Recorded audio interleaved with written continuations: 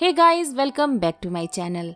दोस्तों, आज हम बात करने वाले हैं 2022 में रिलीज हुई बांग्लादेशी हॉरर मूवी के बारे में, जिसका नाम है चंपा हाउस। तो बिना देर करते हुए सीधे चलते हैं मूवी की स्टोरी की ओर। मूवी के स्टार्टिंग में हम एक आदमी को देखते हैं जो एक घर की पेंटिंग कर रहा होता है।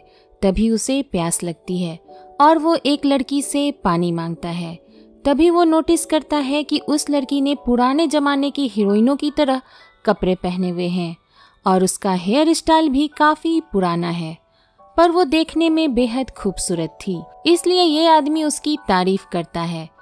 तभी उसकी नज़र सामने पड़ी एक ग्लास पर पड़ती है। उस गिलास में रेड कलर का ड्रिंक रखा हुआ था। ड्रिंक देखकर उस आदमी को बहुत ही हैरानी होती है, क्योंकि वहाँ पर ना तो कोई आया था और न गया था, तो फिर ये ड्रिंक उसके लिए किसने रखा। खैर, उसे इन सभी चीज़ों से क्या लेना था। उसे प्यास लगी थी और पानी की जगह शरबत देखकर वो बहुत खुश था और वो एक ही बार में पूरा ड्रिंक पी लेता है। पर जैसे ही ये ड्रिंक उसके मुंह में जाता है, उसे पता चलता है कि ये तो शरबत है ही नहीं, बल्कि ये तो किसी का खून है।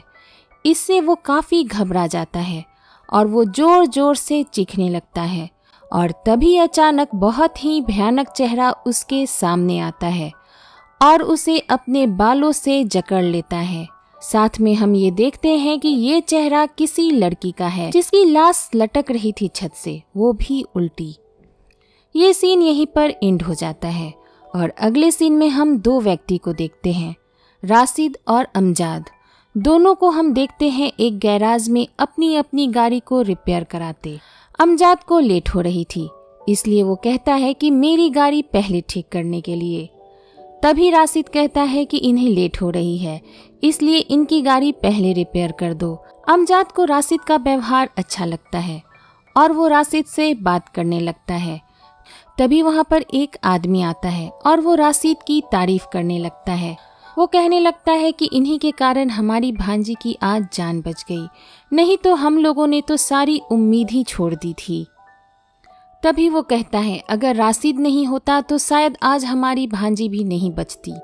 अमजाद को ये सारी बातें काफ़ी इंटरेस्टिंग लग रही थी। तभी उसे पता चला कि राशिद एक साइकाइट्रिस्ट है और उसका मानना है कि इस दुनिया में भूत प्रेत नाम की कोई चीज़ नहीं होती, ये सभी इंसानी दिमाग की उपज है। जैसे वो आदमी जिस लड़की के बारे में बात कर रहा था, उसे एक दिमाग की बीमारी थी। इसमें बीमार शख्स के दिमाग में एक साथ कई पर्सनैलिटियाँ डेवलप हो जाती है और एक ही व्यक्ति डिफरेंट तरह से बर्ताव करता है। पर उसके घर वालों को ये लगता था कि उस पर भूत प्रेत का साया है। उसके घर वालों ने कई मौलवियों को भी उसे दिखाया, पर कुछ नहीं हुआ। फिर राशिद ने उसे साइंटिफिक तरीके से ट्रीटमेंट दी और वो ठीक हो गई। राशिद कहता है कि ऑलमोस्ट सभी घटनाओं के पीछे कोई न कोई साइंटिफिक कारण होता है, बस हमें उस रीजन को ढूंढना होता है। पर अमजाद उसकी बातों पर एग्री नहीं करता, क्योंकि वो खुद एक विक्टिम है, क्योंकि उसकी लाइफ में जो भी हो रहा है वो किसी हॉरर फिल्म से कम नहीं। अमजाद राशिद को ये बताते हैं कि वो ओरिजिनली में उत्तरा के रहने वाले हैं, लेकिन उनका ट्रांसफ़र हुआ नारिंदा में, इसलिए वो वहीं पर एक घर खरीद कर रहना स्टार्ट कर देते हैं। स्टार्टिंग का पहला मंथ तो सेटल होने में ही बीत गया, पर दूसरे महीने से उन लोगों के साथ अजीबोगरीब हादसे होने लगे, जैसे चीज़ों का अपने आप ही गिर जाना, लाइट्स का ऑन ऑफ होना, अचानक ही बंद दरवाजे का खुल जाना और रात होते ही अजीब अजीब सी आवाज़ें सुनाई देना। इलेक्ट्रीशियन को भी बुलाने से कोई फ़ायदा नहीं हुआ, क्योंकि वो तो इनसे भी ज़्यादा कंफ्यूज था। उसके बाद घर के लोगों को एक लड़की का साया इस घर में दिखाई देने लगा। एक रात उनके बेटे सौफिक और बहू आयशा सो रहे थे, तो अचानक ही उन्हें ऐसा लगा कि कमरे में कोई है और दीवार पर लड़की की एक परछाई पड़ रही थी, मगर दूसरे ही पल वो परछाई गायब हो गई। उन लोगों को ऐसा लगा कि उन लोगों को कोई गलतफहमी हो गई है और वो वापस से सोने की कोशिश करने लगे। तभी एक भयानक चेहरा आयशा के ठीक सामने आ गया। आयशा की तो हालत खराब हो गई थी। सभी लोग आयशा को ये समझाने की कोशिश करने लगे कि शायद ये उसका वहम होगा, पर आयशा इस बात को वहम मानने के लिए तैयार नहीं थी। इसके कुछ दिनों के बाद अमजाद साहब के साथ भी एक हादसा हुआ। वो और उनकी बीवी रात में सोए हुए थे, तब अचानक उनकी नींद टूट गई। बाहर से किसी की रोने की आवाज आ रही थी, किसी लड़की की। लेकिन रात के 3:30 बजे इस घर में कौन रोएगा। वो और उनकी पत्नी बाहर निकलते हैं चेक करने के लिए। तभी वो देखते हैं कि घर के ठीक सामने एक लड़की बैठी है, वो भी सफ़ेद कपड़ों में, और जोर जोर से रो रही है। उसके सामने पड़ी थी एक लाश। वो उस लड़की को वहाँ से जाने के लिए कहते हैं बहुत बार, पर वो लड़की सुनती ही नहीं। फाइनली जब उसका रोना बंद होता है तो अचानक ही वो गायब हो जाती है और दिखाई भी नहीं देती। ये सब देख अमजाद साहब खुद को संभाल नहीं पाए और वहीं बेहोश होकर गिर गए।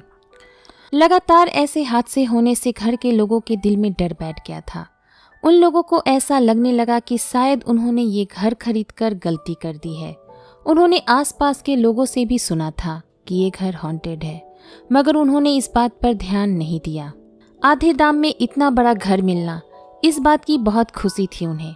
पर धीरे धीरे उन्हें इस घर की हिस्ट्री के बारे में पता चला कि 1963 में ये घर बनाया गया था। बहुत बड़े बिजनेसमैन मिस्टर हारून रसाद इस घर के मालिक हुआ करते थे। उस जमाने का सबसे आलीशान घर माना जाता था ये। उनकी एकलौती बेटी चंपा के नाम पर इस घर का नाम चंपा हाउस रखा गया था। कुछ सालों तक पूरा परिवार भी इस घर में रहे, पर अचानक ही क्या हुआ कि गांव वालों को एक दिन छत पर से चंपा की लाश लटकते हुई दिखाई दी और फिर रातों रात दरवाजे पर ताला लगाकर पूरा परिवार गायब हो गया।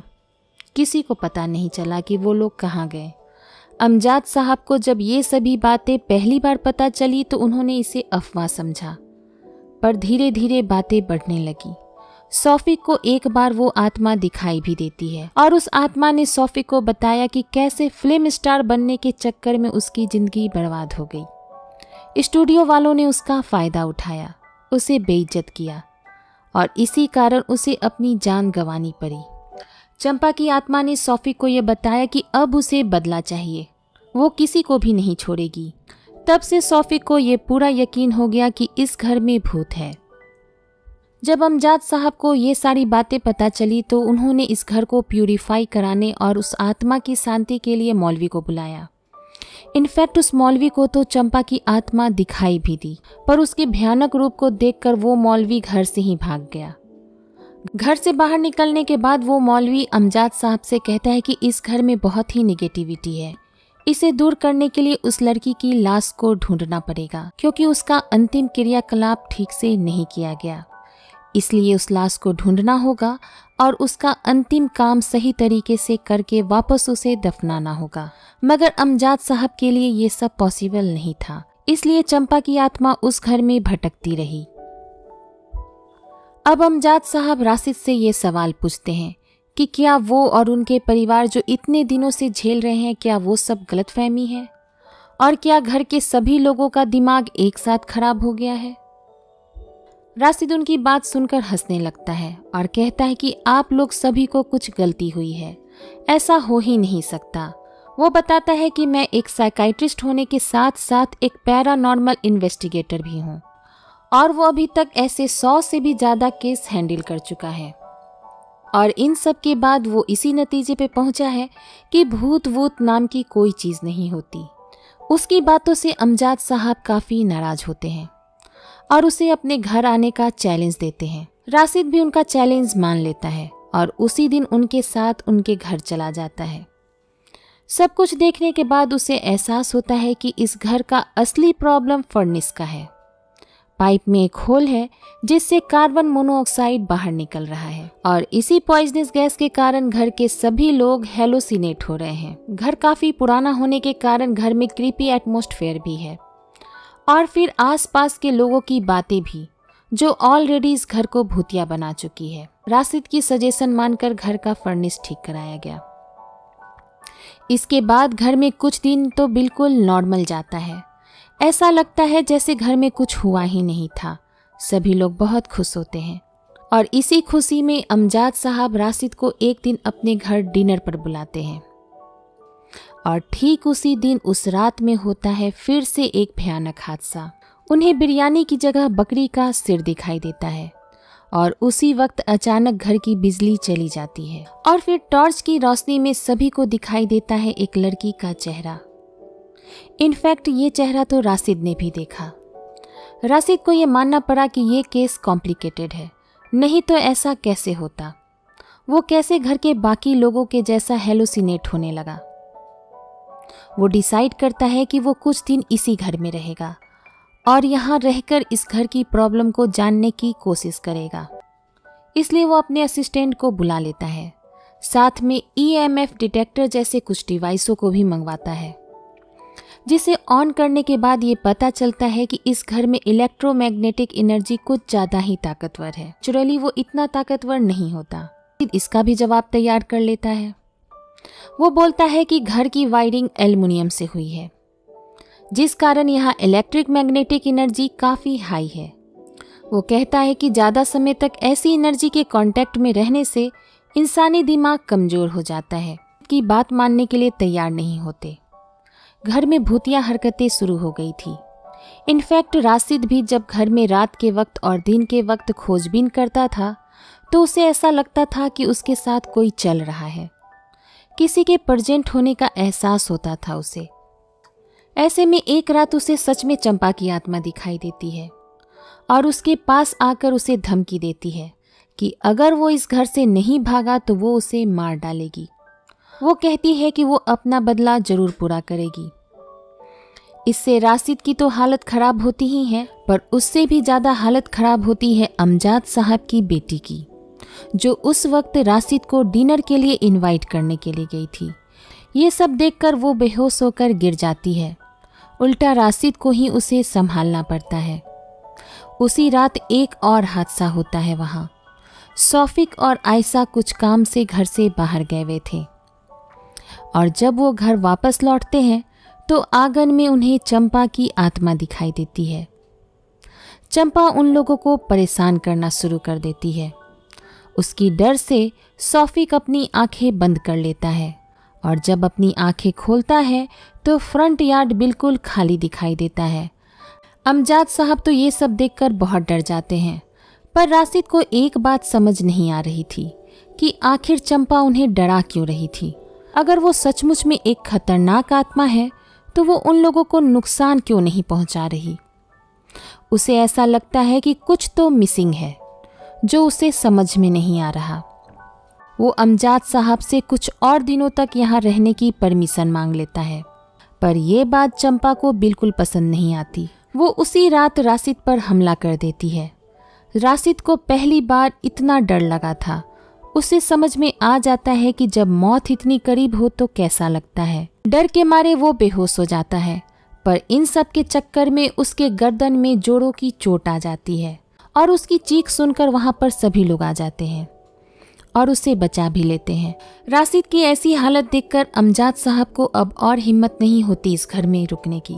वो उसी ब्रोकर को ये घर बेच देते हैं जिससे उन्होंने खरीदा था और खुद पूरे परिवार के साथ लौट जाते हैं अपने पुराने घर में। पीछे रह जाता है राशिद, पर राशिद का काम तो अभी बाकी रह गया था। इस घर की मिस्ट्री तो वो अभी तक सॉल्व भी नहीं कर पाया था। इसलिए जब वो थोड़ा रिकवर होता है वो उस घर में वापस पहुंच जाता है और जोर जोर से चंपा की आत्मा को पुकारने लगता है। सरप्राइजली कि चंपा की आत्मा भी वहां पहुंच जाती है, पर उसे डराने नहीं बल्कि उसे गले लगाने। और उसके साथ दो आदमी भी बाहर निकलते हैं। एक तो राशिद का असिस्टेंट था और दूसरा उस घर का असली मालिक, जिसके कहने पर राशिद और निपुण ने इतना बड़ा नाटक किया था। अब दोस्तों हमें ये पता चलता है कि अभी तक जो इस घर में हो रहा था वो सभी नाटक था। घर के असली मालिक ये बताते हैं कि वो किसी काम से देश से बाहर चले गए थे और उनके पीछे ये प्रॉपर्टी ब्रोकर ने हथिया लिया था और झूठे पेपर तैयार कर उसे बेच भी दिया था। और जब उन्हें पता चला कि उनकी प्रॉपर्टी बेच दी गई है तो वो अमजाद साहब के पास आए और उनसे बहुत रिक्वेस्ट की कि उनकी पुश्तैनी घर उन्हें वापस दे दी जाए। इसके लिए वो उन्हें दुगनी दाम भी देने के लिए तैयार थे, पर अमजाद साहब बहुत जिद्दी निकले और उन्होंने उसकी एक भी बात नहीं मानी। इनफैक्ट उन्हें बेइज्जत करके घर से निकाल दिया। इसके बाद उस घर के असली मालिक ने यह ठान ली कि अब वो कुछ ऐसा करेंगे कि अमजाद खुद ही इस घर को छोड़कर भाग जाए। इसके लिए उन्होंने थिएटर आर्टिस्ट निपुण और उसके पति राशिद को हायर किया। पिछले दिनों से जो भी कुछ हो रहा था वो इसी नाटक का हिस्सा था। कोई भूत ऊत नहीं था इस घर में और ना ही कोई ऐसी आत्मा भटक रही थी जिसकी अधूरी ख्वाहिशें थीं। ये सभी इन्हीं लोग का करा धरा था। इनफैक्ट गैरेज में जो उस दिन वो आदमी मिला था उसे भी इन्हीं लोगों ने अरेंज किया था। घर के मालिक को उनका पुराना घर वापस मिल गया और इन दोनों की शानदार एक्टिंग के लिए घर का मालिक उन्हें पैसे दे देता है और सभी लोग खुशी खुशी अपने घर वापस लौट जाते हैं। पर मूवी के लास्ट में कुछ अलग ही सीन दिखाया जाता है। चंपा हाउस के एक कमरे में एक पुराना बक्सा है जिसमें से आवाज़ सुनाई दे रही थी। ये आवाज़ निपुण की थी, यानी कि निपुण इस बक्से में कैद है। तो आखिर वो लड़की कौन थी जो राशिद के साथ गई थी? अब कहानी में फिर से ट्विस्ट आता है और अब हम समझते हैं कि ये घर वाकई हॉन्टेड है। जो राशिद के साथ गई है वो वाकई में चंपा की आत्मा है। उसे राशिद की कंपनी पसंद आई, इसलिए वो राशिद के साथ रहना चाहती थी। इसलिए वो निपुण को बक्से में बंद कर देती है और खुद राशिद के साथ चली जाती है। यहाँ पर यह भी पता चलता है कि आखिर निपुण ने इतनी अच्छी भूत की एक्टिंग कैसे कर ली थी। कई बार तो राशिद को भी ऐसा लगा था कि वाकई इस घर में कोई आत्मा है और बार बार अचानक से गायब हो जाना भी निपुण के बस का नहीं था। तो आखिर ये सब कौन कर रहा था? अब हमें यहाँ पर पता चलता है कि निपुण अभी तक चंपा के भूत बनने का नाटक कर रही थी, पर अब चंपा का भूत निपुण का रूप ले चुका है। तो अब आगे क्या होगा? क्या निपुण इसी बक्से में कैद होकर रह जाएगी? और फिर क्या निपुण की आत्मा चंपा की आत्मा की तरह इस घर में भटकती रहेगी? और इसी के साथ ये मूवी खत्म हो जाती है।